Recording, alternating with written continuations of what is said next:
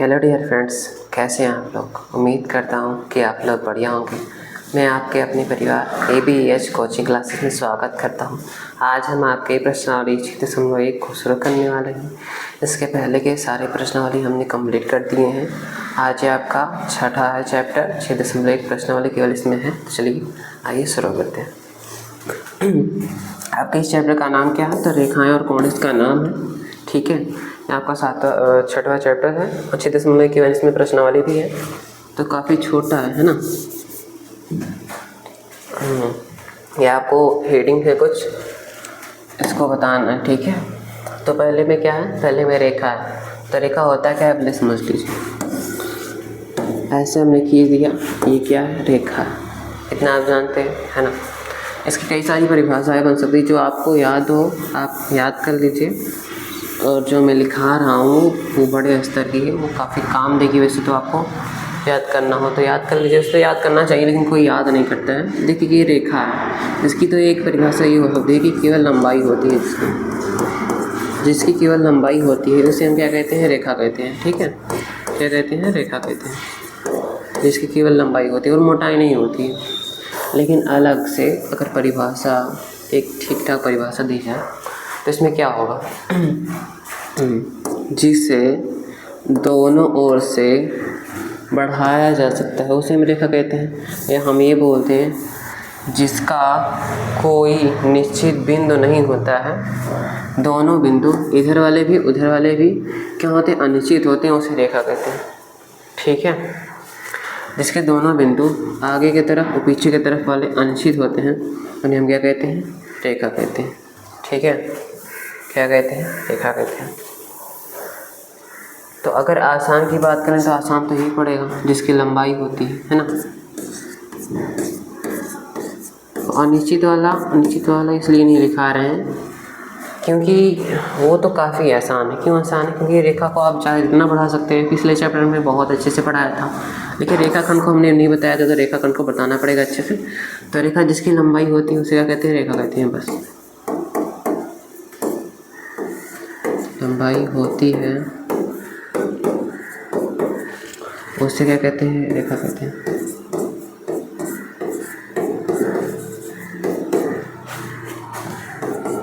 और अगर अनिश्चित और निश्चित वाला लिखना चाहें तो वो क्या होता है? वो भी होता है, देखिए सबसे पहले तो जो रेखा होती है इसका एक प्रारंभिक बिंदु होता है ना। इसका एक निश्चित बिंदु होता है? नहीं होता है। इसका कोई प्रारंभिक बिंदु नहीं होता, कोई निश्चित बिंदु नहीं होता। अंतिम हम बोल सकते हैं।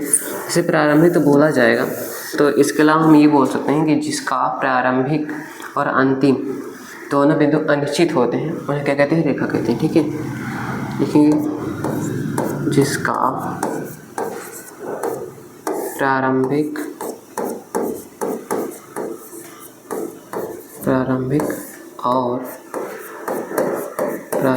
और अंतिम बिंदु है ना। अंतिम बिंदु अनिश्चित होता है। क्या होता है? अनिश्चित। ठीक है, अनिश्चित होता है उसे हम क्या कहते हैं? तो उसे हम रेखा कहते हैं। ठीक है, उसे रेखा कहते हैं। उसे रेखा कहते हैं, है ना। उसे रेखा कहते हैं। अगर रेखा हम एग्जाम्पल लें तो एग्जाम्पल में क्या लेना, कुछ भी कर दीजिए। यहाँ ऐसे कर दीजिए A, यहाँ ऐसे कर दीजिए B। ठीक है, याद रखिए जो रेखा होती है उसके दोनों तरफ तीर जरूर लगे होंगे। ठीक है, उसमें तीर जरूर लगे होंगे। अब रेखाखंड क्या होता है? रेखाखंड क्या होता है? ऐसा ही भी रेखाखंड भी ऐसा ही होता है, लेकिन इसमें थोड़ा सा अंतर क्या होता है? इसके दोनों बिंदु निश्चित होते हैं। मतलब कि हमने ये रेखा खींच दी, पहले तो रेखा खींच दी। ठीक है, उसके बाद अगर यहाँ पर बिंदु लगा दिए, यहाँ पर ऐसे बिंदु लगा दिए, ठीक है, और यहाँ पर बिंदु लगा दिए, तो ये क्या बन जाएगा? ये रेखाखंड बन जाएगा। कैसे बन जाएगा? जहाँ दोनों बिंदु लग गए हैं तो वहाँ से हम ये मान लेंगे कि यहाँ से यहाँ तक क्या है? रेखाखंड है। इसके पहला बिंदु भी हमें पता है, दूसरा बिंदु पता है, पर प्रारंभिक बिंदु भी पता है, अंतिम बिंदु भी पता है, तो ये क्या हो गया? रेखाखंड हो गया। और यहाँ से यहाँ तक रेखाखंड, लेकिन और बढ़ाएं तो वो क्या हो जाएगा, इसे भी हम बढ़ा सकते हैं, ऐसी बात नहीं कि नहीं बढ़ा सकते हैं। लेकिन देखिए यहाँ ए होगा, यहाँ बी होगा, तो ए बी जो है वो आपका रेखाखंड होगा। क्या होता है, रेखाखंड। और उसके बाद जो हमने बढ़ाया है ये या के सी हो जाएगा या के डी हो जाएगा, तो जो बी डी होगा वो रेखा होगा, क्योंकि इसे बढ़ाया जा रहा है। यहाँ पर तीर लग गया है, इसे भी ए सी को भी बढ़ाया जा रहा है, ठीक है, ए सी को भी बढ़ाया, इसी को भी बढ़ाया जा रहा है ना। तो आपका क्या है, ये है आपका रेखा, ठीक है। हम रेखाखंड को नहीं बढ़ा सकते हैं, रेखाखंड के अगर कुछ बढ़ा है तो वो रेखा में आ जाएगा, ठीक है। तो रेखाखंड दोनों ओर से निश्चित होता है। तो हम इसमें परिभाषा क्या लिखेंगे, जिसका प्रारंभिक, जिसका क्या प्रारंभिक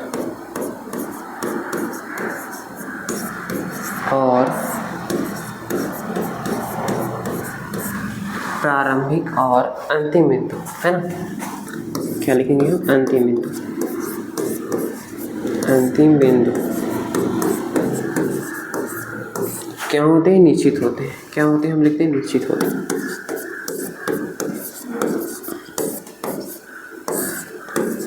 निश्चित होते हैं, उन्हें हम क्या कहते हैं, तो उन्हें हम रेखाखंड कहते हैं, ठीक है। उससे लिखते हैं, उन्हें लिखते हैं, उसे रेखाखंड कहते हैं, रेखाखंड कहते हैं।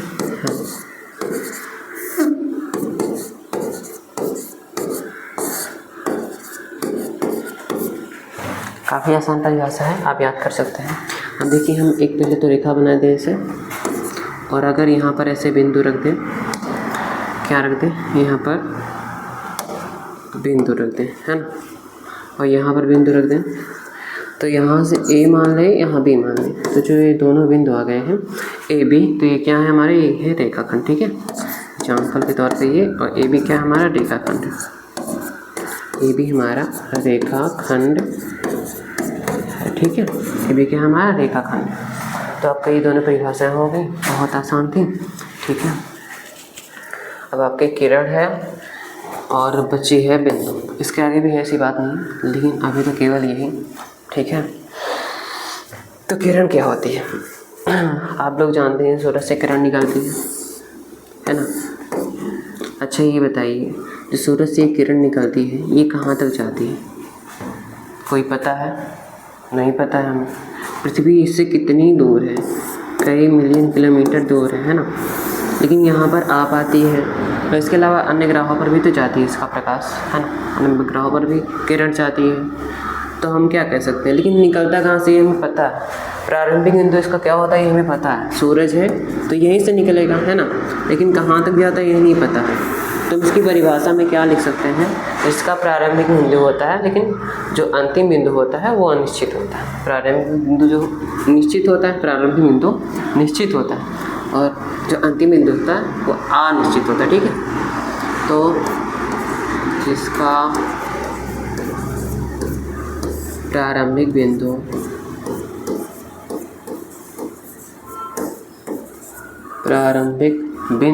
निश्चित होता है, प्रारंभिक बिंदु क्या होता है, तो निश्चित होता है,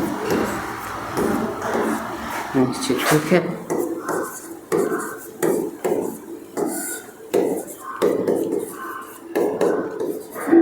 निश्चित होता है तथा, या लेकिन लिख दे हम, लेकिन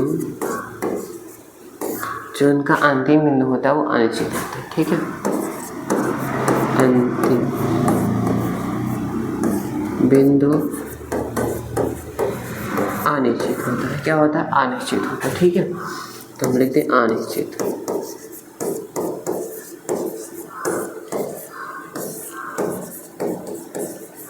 होता है।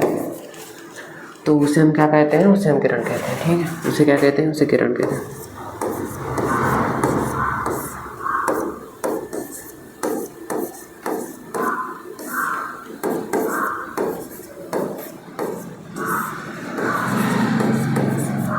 उसे हम क्या कहते हैं, संकिरण कहते हैं। इसका एग्जाम्पल लिखिए तो हम कुछ नहीं करेंगे, तो प्रारंभिक बिंदु जो है वो निश्चित होता है, तो प्रारंभिक बिंदु ऐसे मान के हम सीधी रेखा खींच देंगे, और जो इनका अंतिम बिंदु होता है वो अनिश्चित होता है, यानी कहाँ तक जाएगा हमें नहीं पता, तो हम ये लगा देंगे, ठीक है। या हम ए मान ले, लेकिन वहाँ पर हम बी कैसे मानेंगे, मान सकते हैं कोई बात नहीं, बी, ये भी कहाँ तक जाएगा हमें नहीं पता है, ठीक है। तो हम लिख सकते हैं ए बी जो है वो किरण, ए भी एक हम नाम अपनी तरफ से रखते हैं, ठीक है। किरण का कोई नाम तो होता है नहीं, है ना, होता है वैसे, होता तो है, गामा किरण होती है, अल्फा, लेकिन वो सब अलग बात है। यहाँ पर हम क्या नाम रखें वो अलग बात है, ठीक है। तो ए भी हम मान लेते हैं, ए भी जो है वो क्या है, किरण है, ए भी क्या है हमारा, किरण, ठीक है। इसके बाद हमारा बिंदु बचा, तो बिंदु क्या होते हैं, बिंदु क्या होता है, वैसे बुंदी रहती बिंदु हो गया, है ना। हाँ तो ठीक है, ऐसे ही बिंदु होता है। छोटी सी परिभाषा इसकी क्या हो सकती है, तो आप जानते हैं कि जो बिंदु होता है वो किस आकार का होता है, गोल गोल होता है, वृत्ताकार होता है ना। देखिए गोला और वृत्त में फ़र्क है, गोला वृत्त में फ़र्क कैसे है, गोला जैसे आपकी रोटी होती है ना, सेम वैसा होता है कि पतली परत की जैसी, और जो आपका गोला होता है वो गेंद के जैसा होता है, पूरा चारकोन अच्छे से, है ना। दोनों में फ़र्क है। अगर गेंद आप जानते हैं गेंद आधे से कट जाती है, उसमें आप भर सकते हैं पानी, बिल्कुल भर सकते हैं ना। गेंद जो होती है वो आधे से कट जाती है, तो उसमें जो जगह होती है वो खाली होता है, कि जो आपकी रोटी होती है आधे से काटते हैं तो क्या उसमें अंदर जगह खाली रहती है, नहीं रहती है ना। तो वृत्त जो होता है उसमें आयतन नहीं होता है, लेकिन जो आपका गोला होता है उसमें आयतन होता है। आयतन का मतलब एक मात्रा, ठीक है, किसी भी चीज़ की मात्रा, किलोग्राम या लीटर। अब बिंदु क्या होता है, बिंदु हम आपने बताया तो क्या, वृत्त, तो वृत्त होता तो है, लेकिन बिंदु पूरी परिभाषा क्या होगी इसकी, ये तो अगर हम रखते तो ये तो वृत्त ही होगा ना, तो बिंदु तो होगा ही नहीं, तो इसकी परिभाषा क्या होगी। आप जानते हैं कि वृत्ताकार बिंदु तो बनता है, लेकिन क्या आप इसकी त्रिज्या बता सकते हैं, त्रिज्या, हाँ इसकी त्रिज्या क्या होगी आप बता सकते हैं, तो आप कहेंगे नहीं, तो हम लिखते हैं जिसकी त्रिज्या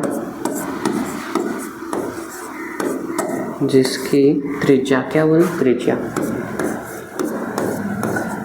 शून्य होती है, या हम बोलते हैं नगण्य होती है, ठीक है। नगण्य का मतलब शून्य, नगण्य या शून्य होती है।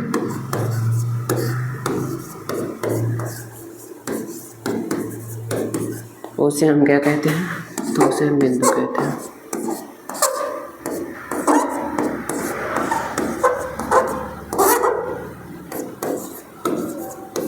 उसे हम बिंदु कहते हैं, ठीक है। तो आपका बिंदु परिभाषा हो गई। एग्जाम्पल में बिंदु रखना चाहें तो बिंदु रख दीजिए, काम खत्म।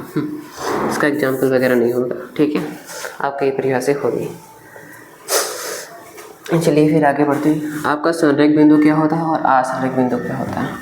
तो एक लाइन हम पहले खींच दें, या रेखा खींचे, रेखा खींच दें, कुछ भी खींचे, ठीक है। अगर यहाँ पर 1 2 3, अगर 3 बिंदु हैं या इससे ज़्यादा है तो इसे हम बोलेंगे संरेख। क्या बोलेंगे, संरेख बिंदु। इन सभी बिंदुओं को हम क्या बोलेंगे, संरेख बिंदु, ठीक है। और संरेख बिंदु बोलेंगे। और जो असंरेख बिंदु होता है उसमें क्या होगा, 3 या 3 से ज़्यादा होगा तो संरेख होता है, अगर 3 से कम होगा तो क्या होगा, असंरेख होगा। इतना जान लीजिए, 3 होगा तो संरेख, 3 से कम होगा तो असंरेख, ठीक है। इसमें हम लिख दें यदि, इसमें लिखते यदि एक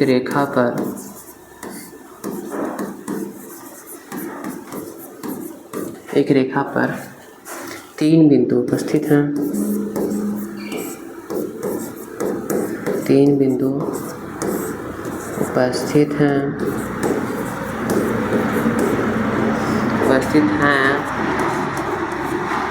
तो उन्हें क्या कहते हैं, संरेख बिंदु कहते हैं, ठीक है। उन्हें संरेख बिंदु कहते हैं, उन्हें आपको क्या कहते हैं, संरेख बिंदु कहते हैं, ठीक है। आपको संरेख बिंदु हो गया। एग्जाम्पल के तौर पर हम लिखना चाहें तो कोई भी एक रेखा बना लें, ठीक है। यहाँ पर ए मान लें, यहाँ पर बी मान लें, एक बिंदु, दो बिंदु, तीन बिंदु, यहाँ पर सी डी और ई मान लें। तो एक रेखा बना दे, रेखा पर तीन बिंदु उपस्थित हैं, तो इन तीनों बिंदु को क्या बोलेंगे? संरेख बिंदु। ठीक है, आंसर में क्या करेंगे? बस इसी का अपोजिट हो जाएगा। यदि एक रेखा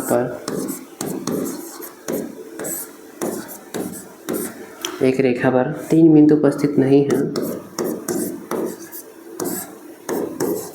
यानी उससे कम हो तो, ठीक है, तीन बिंदु उपस्थित नहीं हैं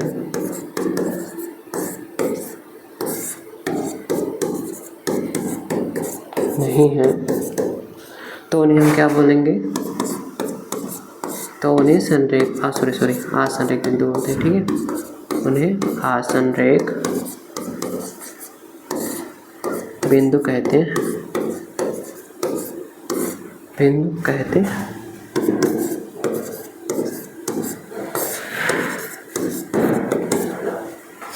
उन्हें हम क्या बोलते हैं? असंरेख बिंदु बोलते हैं। ठीक है, और ये काफ़ी आसान था। इसका एग्जाम्पल लिखना चाहें तो ए बी एक रेखा लिखते हैं, इस पर केवल दो ही बिंदु लिखते हैं बस, एक बिंदु यहाँ पर, एक बिंदु यहाँ पर, सी और डी, बस हो गए। ठीक है, आपका हो गया। अब कोण के प्रकार में क्या होते हैं? एक कोण के प्रकार या फिर त्रिभुज के कोण के प्रकार नहीं, ठीक है, वो अलग होता है और ये अलग होता है। समकोण क्या होता है? तो अगर 90 डिग्री का कोण दिखा तो उसे हम समकोण बोलेंगे, इसमें परिभाषा लिखने की जरूरत नहीं है। ठीक है, आप ऐसे ही देख लीजिए। अगर 90 डिग्री होगा तो वो क्या होगा? समकोण होगा। और न्यून कोण क्या होगा? 0 से 90 के बीच में होगा। 0 से 90 के बीच में होगा तो क्या होगा? न्यून कोण होगा। ठीक है, क्या होगा? न्यून कोण। बीच में बोल रहे हैं, पूरा नहीं होना चाहिए। ठीक है, अगर 0 से 90 के बीच में होगा तो उसे हम बोलेंगे न्यून कोण। ऐसा लिख दें, हम केवल यहाँ पर लिख दे रहे हैं कोण, यहाँ पर लिख दे रहे हैं मान, जिसकी परिभाषा जरूरी होगी हम लिख देंगे। ठीक है, परिभाषा आप कैसे लिखेंगे? बहुत आसान है। समकोण है तो लिख देंगे जिसका मान 90 अंश होता है उसे हम क्या कहते हैं? समकोण कहते हैं। जिसका मान 0 से 90 के बीच होता है उसे हम न्यून कोण कहते हैं। जिसका मान 90 से 180 के बीच होता है उसे अधिक कोण कहते हैं। जिसका मान 180 होता है उसे सरल कोण कहते हैं। ठीक है, तो हम केवल मान लिख दे रहे हैं, बस ऐसे लिख के मान लिख दे रहे हैं। तो 90 रहेगा, वैसे भी परिभाषा कौन ही याद करते हैं। ठीक है, लेकिन हम अच्छे से समझा रहे हैं। ठीक है, और न्यून कोण क्या होगा? 0 से 90 के बीच।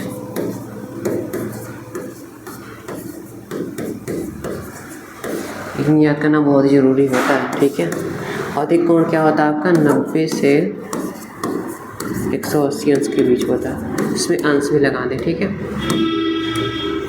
अंश लगाना जरूरी है। 90 से 180 के बीच होता है।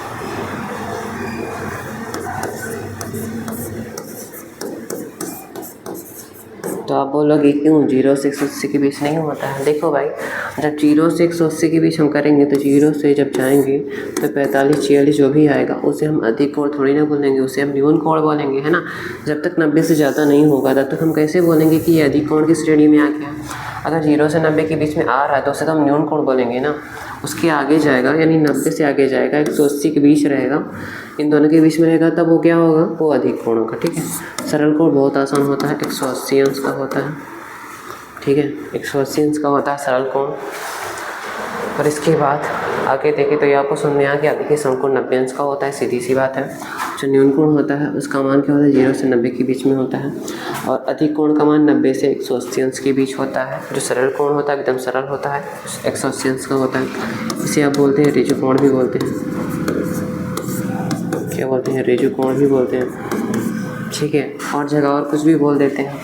इससे शायद पूरक कोण तो अलग होता है, एक कोण और बोलते हैं, उससे याद नहीं शायद, या फिर शायद होना हो, कोई दिक्कत नहीं। तो आपने इतना समझ लिया, बहुत आसान। आगे देखें तो आगे में क्या है? वृहद कोण। वृहद कोण क्या होगा? ये कुछ नहीं, 180 अंश से 360 अंश के बीच होगा, के बीच। ठीक है, देखिए के बीच और तक दोनों में अंतर होता है। अगर हम 180 और 360 के बीच बोल रहे हैं तो हम 180 को भी नहीं लेंगे और 360 को भी नहीं लेंगे। ठीक है, इनके बीच में जो आएगा 181, 182, और ये आपका 183 से जितने भी बीच में आएंगे वही लिए जाएंगे, ठीक है। जो जिनकी बीच बोला जाए उनको नहीं लेना है, जो बीच वाला है उनको लेना है ना। चलिए शीर्षक अभिमुख कोण क्या होता है इसकी परिभाषा लिखनी पड़ेगी, एकांतर कोण की परिभाषा लिखनी पड़ेगी। आगे क्या देखें तो कोई है क्या, पूरा कोण क्या होते हैं इसकी परिभाषा होनी चाहिए। इसके बाद आपके सवाल, चलिए ठीक है कोई दिक्कत नहीं। समकोण तो हो गया, ये वाला हो गया। शीर्षक अभिमुख कोण क्या होता है, ठीक है। प्रतिच्छेदी रेखा आप लोग जानते हैं क्या होता है, जो एक दूसरे को प्रतिच्छेद करती हैं वो क्या होती है, प्रतिच्छेदी रेखा होती है। और यहीं पर जो आपको शीर्षक अभिमुख कोण बन जाता है, ये सामने सामने बराबर होता है और ये सामने सामने बराबर होता है, समझिए। चलिए बता रहे हैं, हाँ जब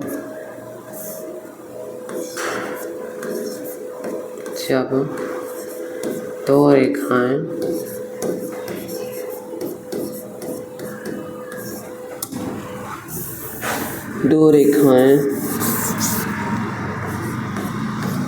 एक दूसरे को प्रतिच्छेद करती हैं, एक दूसरे को क्या करती हैं, प्रतिच्छेद करती हैं,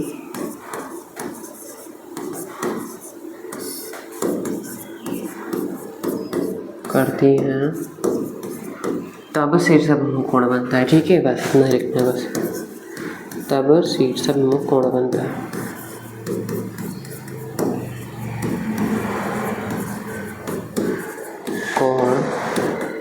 बनता है, ठीक है।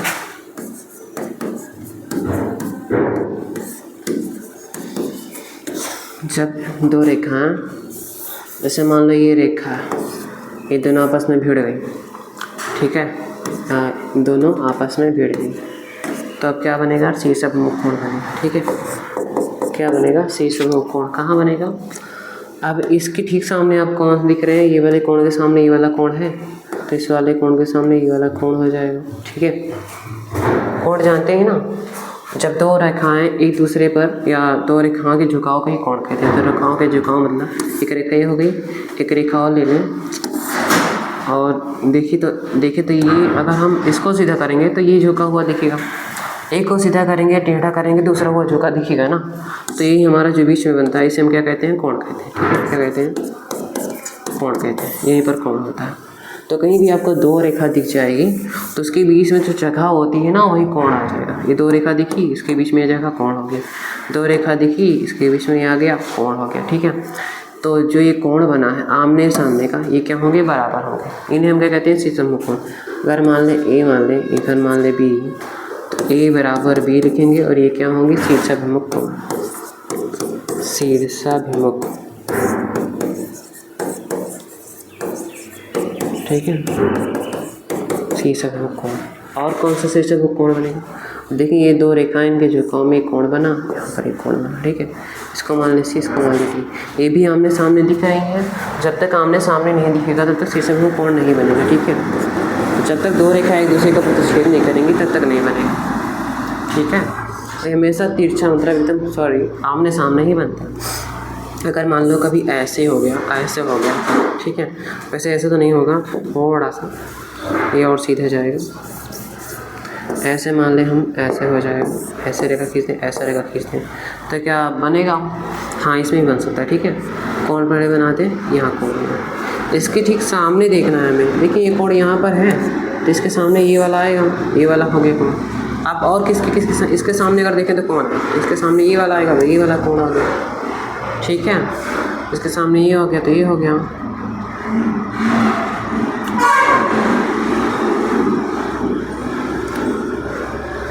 अब इसके बाद अगर हम यहाँ पर देखना चाहें तो यहाँ वाला जो है किसके सामने, इधर वाले के, तो ये वाला आ जाएगा। सब चीज़ें वो कोण ही बनेंगे आमने सामने वाले, ठीक है। ये आपका इतना हो गया, डी बराबर सी, शीर्षक अभिमुख कोण ये भी है आपका, ठीक है। ये आपके हो गए, शीर्षक अभिमुख कोण हो गया। तो एकांतर कोण क्या होगा, जब दो समांतर रेखाओं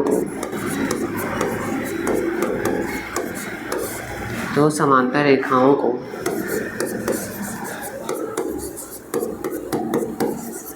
देखो एक क्या एक तिर्यक रेखा, तिर्यक भी होता है और तिर्यक भी होता है, ठीक है। एक तिर्यक रेखा प्रतिच्छेद करती है, क्या करती है? प्रतिच्छेद करती है,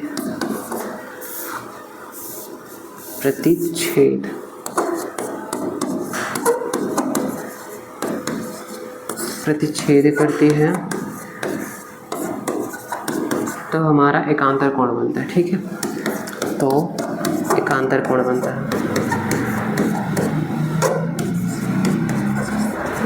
एकांतर कोण बनता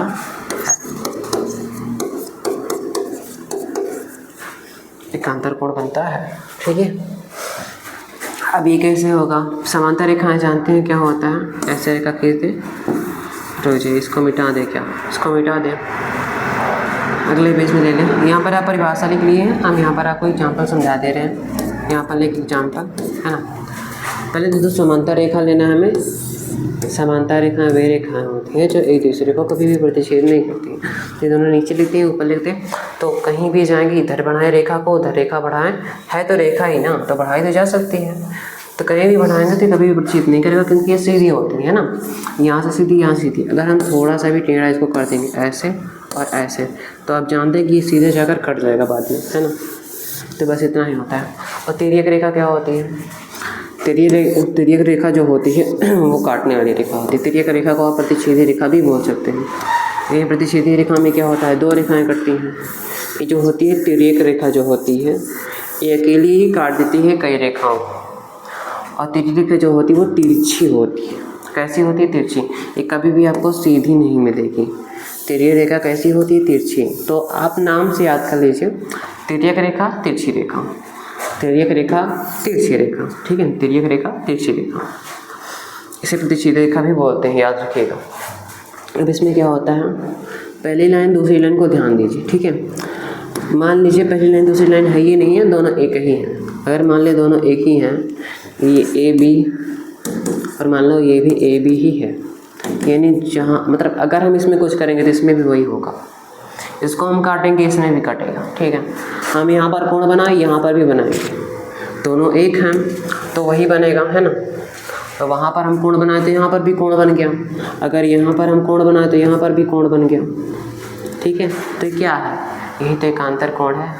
यानी जो यहाँ पर जो कोण होगा, यहाँ पर जो कोण होगा उसके बराबर होगा। अगर यहाँ पर हम पहले कोण पर कुछ कर रहे हैं, पहले कोण पर कुछ कर रहे हैं, ठीक है, पहले वाली रेखा के कोण पर कुछ कर रहे हैं, तो नीचे वाले पर भी होगा। क्या? नीचे वाले पर भी होगा, और उसी जगह होगा जिस जगह वहाँ पर हुआ। यहाँ पर हम काट दें तो ऊपर लाइन पर यहाँ पर कटेगा। तो ये वाला ए मान लें, ये वाला बी मान लें, ठीक है। तो ए बराबर बी हो जाएगा, और ये कौन सा कोण होगा? एकांतर कोण। एकांतर कोण। आपको ये नहीं है कि दोनों ए बी ही दिया रहेगा, हमने समझाने के लिए आपको ऐसे किया है, ठीक है। आपको ए भी नहीं दिया रहेगा, आपको ए भी नहीं दिया रहेगा, मतलब दोनों, ये वाला ए भी नहीं, ये नीचे वाला ए भी, दोनों ए भी नहीं। यहाँ पर देगा पी क्यों दे देगा, कुछ भी दे सकता है, लेकिन इतना जान लीजिए कि आप मान के चलिए कि दोनों एक ही हैं। तो जो यहाँ पर आप करेंगे वही नीचे भी होगा बस। अगर ये वाला ए है तो नीचे वाला भी भैया ए ही होगा, उसका भी हम माने या ना माने, अगर हम सी भी मान लेंगे तभी इन दोनों कोण बराबर ही होंगे, ठीक है। वहाँ पर हम जो करेंगे वो इसके बराबर होगा ही होगा। अगर हम इसके थोड़ा नीचे से बढ़ाएं, इसके थोड़ा नीचे बढ़ाएं, दोनों बराबर हो जाएंगे। फिर इसके नीचे बढ़ाएं, फिर इसके नीचे बढ़ाएं तो बराबर हो जाएगा। ऊपर वाला बढ़ाएंगे, ऊपर वाला बढ़ाएंगे, दोनों बराबर होंगे, ठीक है। अब यहाँ से देखिए, यहाँ से आपका शीर्षसमूह कोण भी बन जाएगा। कैसे बन जाएगा? दो रेखा, एक रेखा, दो रेखा दिखी, आमने सामने कोण शीर्षसमूह। यहाँ दो रेखा दिखी, आमने सामने शीर्षसमूह, आमने सामने शीर्षसमूह। लेकिन कोई दिक्कत नहीं, अगर आप पढ़ रहे हैं एकांतर कोण तो एकांतर कोण ही पढ़िए, ठीक है। आपका एकांतर कोण हो गया, ए बराबर बी हो जाएगा। इसी वजह से तो ऐसे नहीं लिखते हैं, इससे ऐसे लिख सकते हैं। देखिए, कोण 1, कोण 2, कोण 3, कोण 4, ठीक है। फिर कोण 5, और इसको हम हटा दें तो क्या लिख देंगे? कोण 6, कोण 6, कोण 7, कोण 8। देखो, आपको एक डायरेक्शन में चलना है। जैसे घड़ी चलती है, या तो आप घड़ी की तरह चलिए या तो घड़ी के उल्टा चलिए, समझ गए। घड़ी कैसे चलती है, यहाँ पर होती है, यहाँ से शुरू होकर ऐसे ऐसे ऐसे चलती रहती है उसकी सुई। तो आप अगर इधर से स्टार्ट करेंगे, इधर से, तो आप ऐसे चलिए, है ना। आप उल्टी दिशा से यहाँ से स्टार्ट करें तो आप उल्टा चलिए, ठीक है। लेकिन जैसे घूमेगा वैसे ही चलना है। उल्टा घूमना है तो उल्टे ही घूमिए, सीधा घूमना तो सीधे ही घूमिए, ठीक है। दोनों में एक ही काम करना है बस आपको। अब इसमें क्या होता है, कोण एक होता है कोण 5 के बराबर, कोण होता है 5 के बराबर, ठीक है। जो कोण 2 होता है कोण 6 के बराबर, कोण 6 के बराबर, कोण 3 कोण 7 के बराबर, कोण 4 कोण 8 के बराबर, ठीक है। जो वहाँ पर है वही यहाँ पर भी होगा बराबर में, ठीक है, ठीक है। अगर हम सीसम भिन्नक भी इसमें लगाते हैं तो जितने भी आपके विषम वाले हैं सब बराबर होंगे, जितने भी आपके सम वाले हैं वो सब बराबर होंगे। अगर सीसम भिन्नक कोण भी लगाते हैं हम तो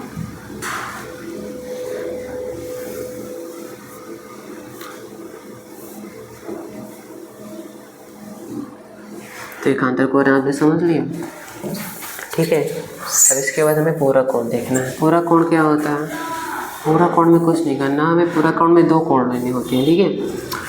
तो इसमें हम लिखते हैं ऐसे 2 कोण, ठीक है। क्या लिखते हैं, ऐसे 2 कोण।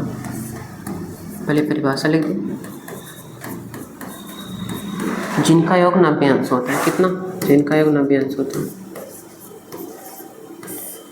जिनका योग 90 अंश होता है।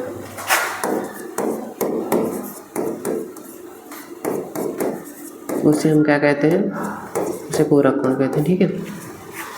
इसे क्या कहते हैं, पूरक कोण कहते हैं, उसे हम पूरक कोण कहते हैं। जैसे कोण ले लें हम 40 अंश, ठीक है, एग्जाम्पल के तौर पर, और एक कोण ले लें 50 अंश। अब जानते हैं कि 40 और 50 कितना होगा, 90 होगा। तो इन दोनों कोण को अगर हम जोड़ेंगे तो कितना आएगा, 90 अंश आएगा। तो हम बोल सकते हैं कि ये वाला कोण पूरक कोण है, दोनों पूरक कोण, ठीक है, दोनों क्या है, पूरक कोण है। और अगर सवाल देगा तो ऐसे बोलेगा कि 50 अंश का पूरक कोण ज्ञात कीजिए, 50 अंश का पूरक कोण ज्ञात कीजिए। तो कोण 40 प्लस कोण 50, सॉरी डायरेक्ट लिख सकते हैं आप, 40 अंश प्लस 50 अंश बराबर कितना होगा, 90 अंश, ठीक है। या हम 40 अंश 50 अंश ना माने, कोण 1 मान लें इसको, कोण 2 मान लें, तो कोण 1 बराबर एक कोण 1 प्लस कोण 2 बराबर 90 अंश होगा, ठीक है। क्या होगा, 90 अंश होगा, ठीक है। क्या होगा, 90 अंश होगा। इतना याद रखिएगा कि 2 कोण का योग जब 90 अंश होगा तो उन्हें हम कहते हैं पूरक कोण कहेंगे। और पूछा कैसे जाएगा आपको सवाल को, एक कोण दे देगा, उसका बोलेगा उसका पूरक कोण ज्ञात कीजिए। तो जैसे हम बोल रहे हैं एक कोण 1 का पूरक कोण ज्ञात कीजिए, तो कोण 1 प्लस कोण 2 तो हमें पता नहीं होगा, तब बराबर में हम 90 अंश कर देंगे, ठीक है। आपको इतना ही करना है बस। एक कोण आपका कोण 2 हो जाएगा, ठीक है। आपको ऐसे ही बोला जाएगा। इन दोनों जोड़ों को क्या बोलते हैं, यानी 40 अंश और 50 अंश, या बोलते हैं कोण 1 कोण 2 को पूरक कोण बोलते हैं, है ना।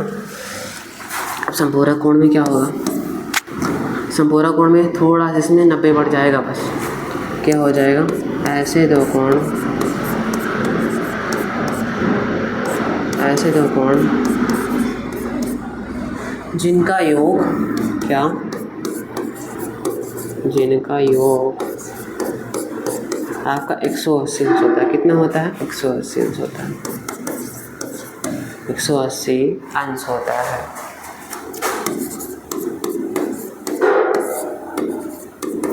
उसे हम क्या कहते हैं,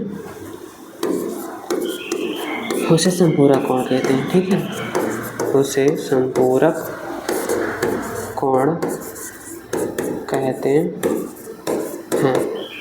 उसे संपूरक कोण कहते हैं,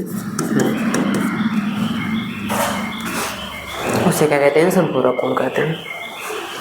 आपके हो गया। इसमें क्या करना है, एक कोण ले लेंगे, कोण ऐसा कोण बनेगा, है ना। जो आपके कोण होते हैं, अगर कोण का पूरा मान नहीं पता है तो ऐसा लेते हैं। कोण के अंदर 1 का मान जैसे नहीं पता है तो कोण 1 लिख देते हैं। तो हम अगर चित्र ना भी बनाएं तो ऐसा लिख सकते हैं, कोण 1 प्लस कोण 2 बराबर 180 अंश, ठीक है।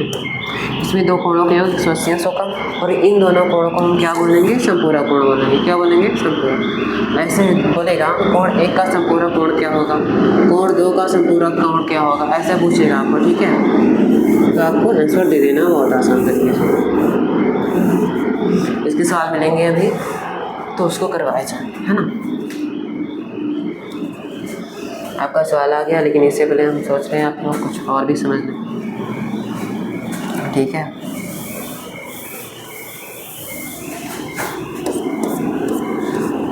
सबसे पहली बात, जो आपका एक त्रिभुज होता है, क्या, त्रिभुज, त्रिभुज सीधा बन जाओ।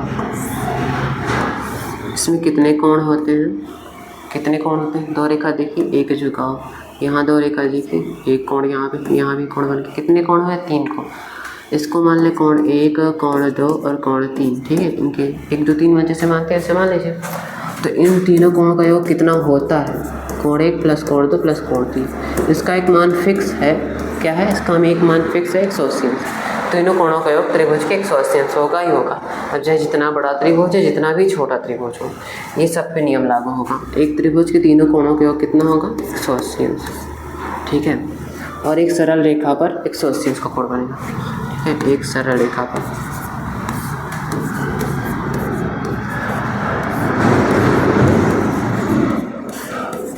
पर 180 अंश का कोण बनेगा। 180 अंश का कोण बनता है। अगर आप ऐसे समझ ले रहे हैं तो आप सवाल को अपनी मर्जी से ही कर सकते हैं, आपने अगर पूरा समझा होगा अच्छे से तब, ठीक है। ये एक सरल रेखा हुई, सरल रेखा यानी सीधी रेखा, ठीक है। यहाँ पर ऐसे हम कोण बना दें, एक ही रेखा दिख तो एक ही रेखा रही है ना, तो एक ही रेखा पर अगर हम कोण बनाएंगे, इसलिए लिखा ना सरल रेखा, तो कितना बनेगा, 180 अंश का बनेगा। कितने बनेगा, 180 अंश का कोण बनेगा, ठीक है। 180 अंश का कोण बनेगा। और जो है आपके आसन्न कोण होते हैं, आसन्न कोणों का योग 180 अंश होता है। आसन्न कोणों का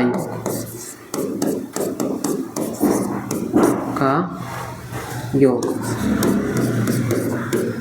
कितना होता है, 180 अंश। आसन्न कोण क्या होते हैं, जो आपके भी संपूरक कोण जैसे होते हैं ना, दो कोण होंगे, उनका योग 80 अंश, दो नहीं ऐसे 3 होंगे, उसको छोड़िए, वो आपके कोर्स में शायद नहीं है, आपको कहीं दिख जाए तो 180 अंश लगा दीजिएगा, ठीक है। और आपका और पॉइंट एक त्रिभुज हम बना दें, ठीक है। थोड़ा सा इसको बढ़ा दें इधर, थोड़ा सा इसको इधर बढ़ा दें, तो जो हमारा एक कोण 1 इधर, कोण 2 मान रहे हैं, ठीक है, केवल, ठीक है ना।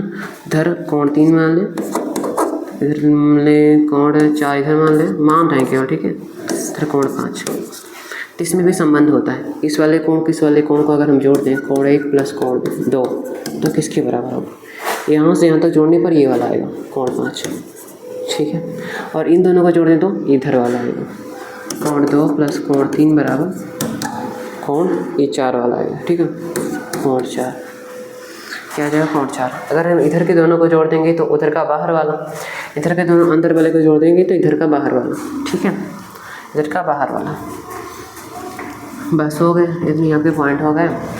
और इसके अलावा अगर आपको कहीं रैखिक युग्म बोल दे, क्या बोल दें, रैखिक युग्म, ठीक है। जो आपका सरल कोण हो गया, यहाँ पर बोलते हैं रैखिक युग्म, यही तो लिखो रैखिक युग्म,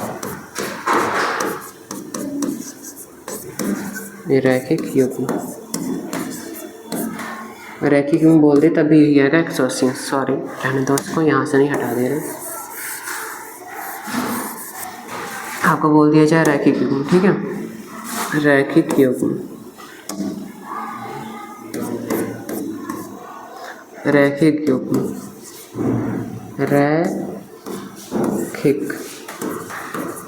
रैखिक युग्म जो होता है आपका, उसका योग 180 अंश होता है, ठीक है। 180 अंश होता है, 180 अंश होता है, ठीक है। 180 अंश होता है। बस आपको इतने पॉइंट याद कर लेने हैं, उसके बाद आप जब सवाल लगाएंगे तो आसानी से कर लेंगे, ठीक है।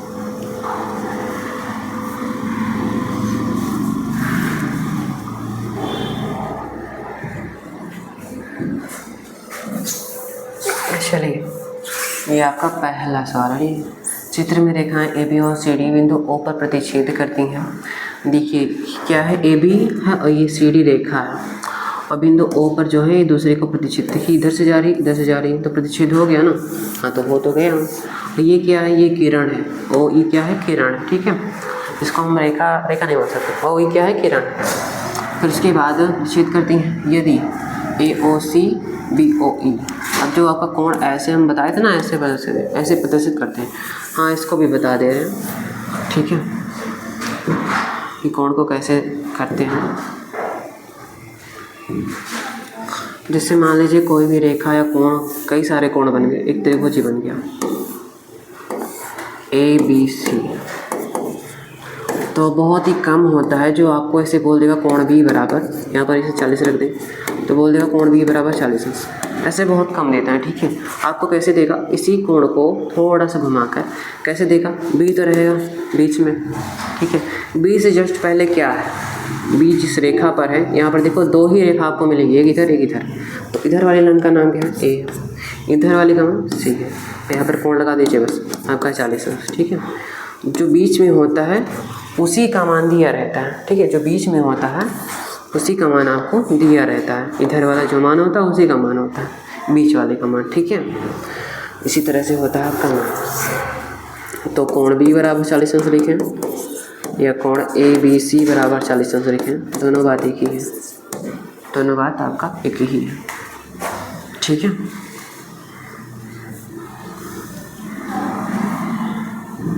इसमें कुछ सीधे करने वाले सवाल भी हैं, तो पहले हम न्यूमेरिकल पूरा लगवा देंगे, उसके बाद सीधे करने वाला लगेंगे। ठीक है, तो कोण ए ओ सी और बी ओ ई बराबर 70 अंश है। पहले ए ओ सी कहाँ देखिए, तो ए है, ओ है, सी है, बीच में कोण बना, यहाँ पर बीच में आपका कोण बना, ये इसको और क्या बोले हैं, बी ओ ई। बी ओ ई कहाँ है, ये वाला, ये वाला, ये वाला, इन दोनों को हम जोड़ दें तो कितना आ रहा है, 70 अंश। तो कोण ए ओ सी प्लस कोण बी ओ ई बराबर कितना, 70 अंश। अब एक बार ध्यान से देखिए, जे रेखा आपको सीधी दिख रही है तो बोलेंगे हाँ। तो एक सरल रेखा पर कितने अंश का कोण बनता है, पूरा मिलाकर बनता है भैया 180 अंश का। तो अगर हम सबको जोड़ दें जो उस पर उपस्थित है, ए ओ सी सी ओ ई प्लस कोण बी ओ ई बराबर हमारा कितना होगा, 180 अंश। पहले पूछा क्या तो देख लें। हाँ, प्रतिवर्ती सी ओ ई ज्ञात कीजिए। सी ओ ई का प्रतिवर्ती में आपको कुछ नहीं करना है, 360 से माइनस कर देना। ठीक है, 360 से आपको माइनस कर देना है, बस प्रतिवर्ती हो जाएगा। और बी ओ डी बराबर दिया है 40 अंश। बी ओ डी इसका मान दिया है 40 अंश डायरेक्ट। ठीक है, तो बी ओ ई ज्ञात करें, बी ओ ई। ठीक है, ज्ञात हो जाएगा, बहुत आराम से हो जाएगा। पहले सी ओ ई ज्ञात कर लें, सी ओ ई ज्ञात कर लें। तो ए ओ सी प्लस बी ओ ई, इन दोनों का मान कितना है, 70 है। तो डायरेक्ट 70 अंश हम लिखते हैं, प्लस बचेगा कितना, सी ओ ई बराबर 180 अंश।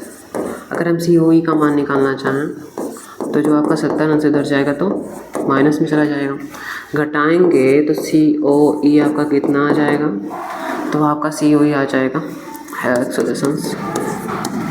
प्रतिवर्ती बोला है, प्रतिवर्ती कोण सी ओ ई बराबर होगा क्या, 360 माइनस 110 हो जाएगा। 360 माइनस 110 हो जाएगा, 0 आएगा, 6 में से गया 5 आ जाएगा, इनमें से गया 250 अंश आ जाएगा। ठीक है, आपका 250 अंश प्रतिवर्ती पहला वाला मान हो गया। बी ओ ई भी ज्ञात करना है हमें, क्या ज्ञात करना है, बी ओ ई ज्ञात करना है। ठीक है, तो हम बी ओ ई ज्ञात कर ले रहे हैं ना। देखिए बी ओ ई है कहाँ, बी ओ ई यहाँ पर है। हमें पता है कि इसका और इसका योग कितना है, 70 अंश है। कितना है, 70 अंश है। और इसका कितना मान आ गया है, पहले तो 110 अंश आया था ना, 110 अंश लिख दें। उसके बाद इन दोनों का योग कितना है, 70 अंश है। चलो ठीक है, अगर हम माइनस करेंगे तो 180 माइनस 110 अंश आ जाएगा, 110 अंश आएगा, सॉरी 70 अंश आ जाएगा। ठीक है, आपको एक और मान दिया है BOD का, कितना दिया है 40 अंश दिया है। आप ध्यान से देखें तो इसके जस्ट एकदम सीधा मतलब एकदम अपोजिट कौन सा आ रहा है, तो आप कहेंगे इसका ठीक अपोजिट ये वाला आ रहा है, तो ये 40 है तो ये भी 40 होगा, ठीक है। तो कोण COAOC बराबर क्या होगा, कोण POD होगा, ठीक है। ध्यान से समझिए, नहीं समझेंगे तो आएगा नहीं, ठीक है। ये कटना चैप्टर होता है, इसलिए पहले ही सारे चीज़ें समझा दी गई हैं आपको। तो BOD का मान कितना है 40 अंश, तो AOC के मान भी 40 अंश हो जाएगा। अब हमें पता है कि AOC और BOE का मान जोड़ने पर आ रहा है 70 अंश, ठीक है। कितना आ रहा है 70 अंश आ रहा है। तो कोण लिखते हैं AOC प्लस कोण BOE बराबर कितना लिखते हैं 70 अंश। में मान पता है AOC का मान पता है 40 अंश प्लस इसका मान नहीं पता है बराबर 70। इसको उधर भेज के माइनस कर देंगे, BOE बराबर 70 माइनस 40 आ जाएगा कितना 30 अंश। ये आपका आंसर हो जाएगा, ठीक है। एक बार दोबारा समझ लीजिए, AOC और BOE, ये मान लीजिए 40 हमको नहीं पता था पहले, AOC और BOE का मान 70 अंश, ठीक है। ऐसे नहीं आएगा, आपको पूरा रूल लगाना पड़ेगा। तो जहाँ जो रूल लगे वहाँ जितने आपको बताए गए हैं सब तरीके से लगाना है, जिस तरीके से आंसर आ सकता है। हम देखें तो यहाँ पर सरल रेखा बन रहा है, सरल रेखा पर पूरा अगर हम मिला दें तो कितना बनता है 180 अंश का बनता है।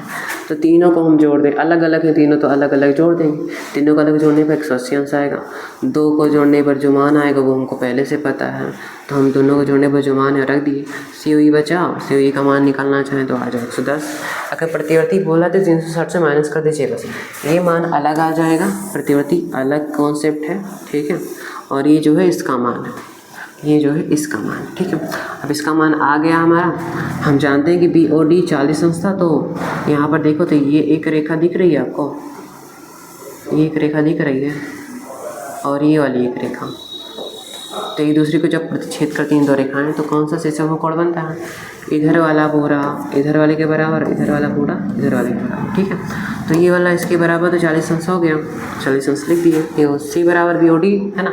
उसके बाद हमें निकालना BOE का मान है, हमें पता है कि दोनों का योग 70 अंश है, 70 अंश है तो एक का मान AOC का मान दिए 40 अंश, घटा दिए 30 अंश है, ठीक है। अब इस सवाल आपके बहुत बाकी है लेकिन टाइम आपका ख़त्म हो गया है, तो सॉरी, तो आज आपका ये नहीं हो पाएगा, ठीक है। तो आपको वीडियो पसंद आया होगा तो लाइक कीजिए, सब्सक्राइब भी कीजिए। इसका नेक्स्ट पार्ट भी जल्दी ही आएगा आपका, ठीक है। मिलते हैं नेक्स्ट वीडियो।